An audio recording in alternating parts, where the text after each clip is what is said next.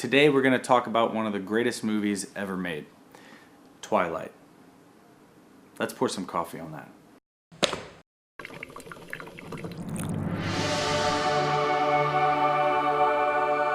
We don't believe that. Come on, you actually thought I believe that Twilight was one of the greatest movies? But you know it is. Hold on. My name's Father Brad, and you're listening. My name's Father Brad Doyle, and you're watching Coffee Talk, where we drink coffee and talk about Jesus. We're actually going to talk about The Godfather. I've mentioned The Godfather before. I think it's one of the best movies ever made. But particularly we're talking about the role of godparents. Now, the Godfather movie gets its name from one of the main characters, Michael Corleone. It made him an offer he could not refuse. Michael is asked by his sister Connie to be the godfather to her child. And he says yes. And at the end of the movie, in the end of the first movie, this is spoiler alert, so pause it and go watch it if you haven't seen it and you want to watch it. But at the end of the movie, Michael, it's this beautiful juxtaposition going back and forth from Michael making the vows as the godfather in place of his godson. And then it cuts to scenes of people offing heads of families, like shooting them, assassinating heads of families that Michael forced to happen. Michael called for their murder. So it goes, he's like, do you reject Satan? I do reject him. And then it cuts to do. And like people are dying because Michael asked her. So it's this juxtaposition between the vows of rejecting evil and Satan and vowing faithfulness to God. But in his life, he's not living it. And the point is hypocrisy. Are we living out in our lives what we vow with our mouths? What we pronounce from our lips, does it live out in our feet, in our hands, in our actions, our choices? At the end of the day, in The Godfather, the family is destroyed, love is lost, and people die and are split apart because of sin. So hypocrisy and the inability to live out in your life what you vow with your voice, in his case as a godfather, made all the difference in the world. And so we're going to talk about the responsibilities and the vows of a godparent today. So let's simply start with the actual vows. If you're asked to be a godparent, or if you are a godparent, you have said these words. And it's very important. What did you say? What did you vow to? What will you vow to? Here's the words.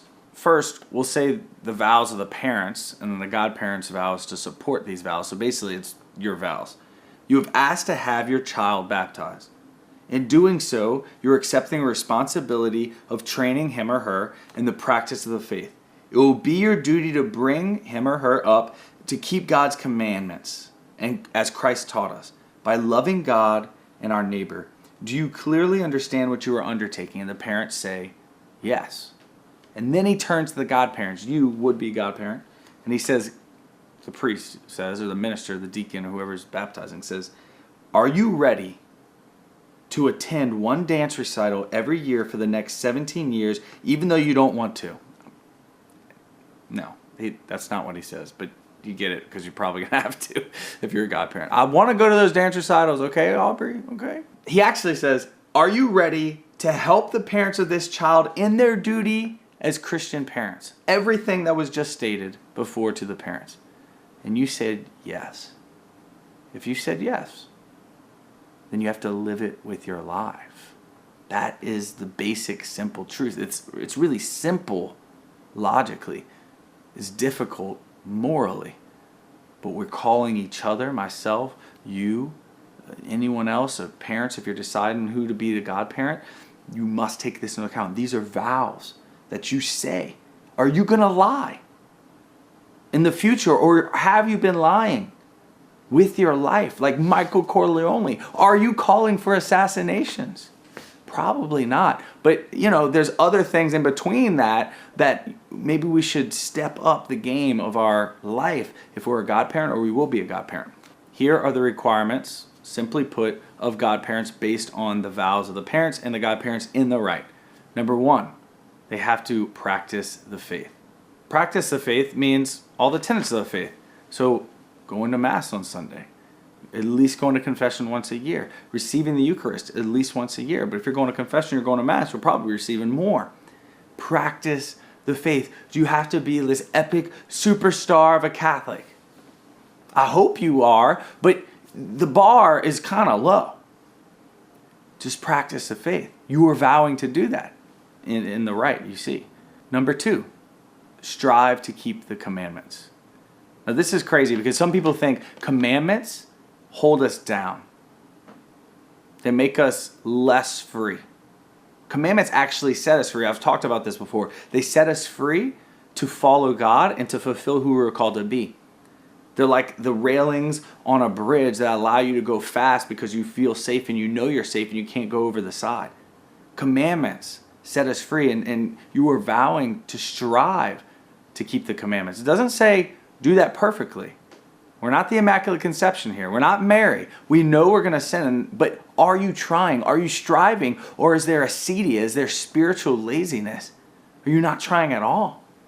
Well, God's calling you through the vows you made if you're a godparent or the future vows to fulfill who you were called to be. Strive to keep the commandments. And number 3, strive to love God and neighbor. The commandments are actually split up into 2 sections. The first 3 commandments are about loving God. Right? You shall not have idols, or you basically put God first before everything. 2, shall not take the Lord's name in vain. 3, keep holy the Sabbath day. Those are about loving God. And the rest of the commandments are about loving neighbor. So we can't just profess with our mouth or come to church and say we're Christian. We actually have to follow it up in our lives and how we interact with people. Those are the 3 requirements. You know what's interesting about those requirements? Is that they're no different requirements than just being a normal Christian. It's the basic requirements of any Catholic, whether you're a godparent or not. It's the basic requirements, basically, of good human persons. Loving God, the Creator, and the neighbor.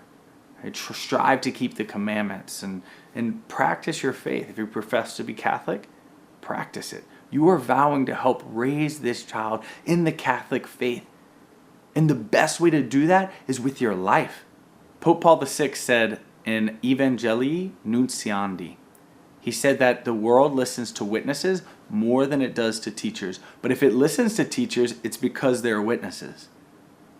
Kind of fancy, Paul VI. Basically saying, walk the walk, don't just talk the talk. In fact, your godchild will grow up. They're not dumb. They're going to see your life. You know, when they're 4 and 5, they'll think you're a superstar. They'll be like, oh, nanny, parent. But eventually, they'll become 11 and 12 and 15 and 16. And when you're not going to Mass, parent's not going to Mass. What do you think they're going to do? I don't care what you say with your lips, with your mouth.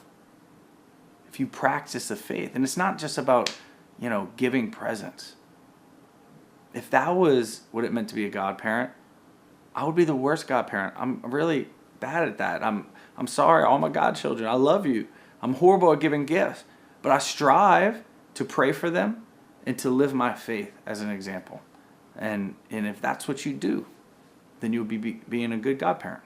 Lastly, I want to talk about, what about family members or friends who are Protestant, who are not Catholic, but you desire for them to be a part of the ceremony, you desire for them to be a parent or a nanny or a godparent of sorts. Can that happen? Is there a place for that? Absolutely. Now, obviously, the role of a godparent, which there only has to be one godparent, official godparent and sponsor. There only has to be one Catholic, because the official role of a godparent is to help raise this child in the Catholic faith with you. But there's awesome, wonderful, holy, saintly, virtuous Protestants that might be in our lives, in our families, our friends, that can help witness to a Christian life, a life lived in virtue, a prayerful life. And sometimes they put Catholics to shame. Catholics, step it up. Our Protestant brothers and sisters are sometimes put to shame by how holy they live their life and how much they love the Lord and Scripture and all that. And so, absolutely, there's a place. It's called a Christian witness. They stand in the place of godparent, and they answer all the questions along with any godparent that is chosen, any Catholic godparent. So they're a Christian witness. Just ask your priest, and he will guide you along the process of choosing godparents, Christian witnesses for your Catholic children.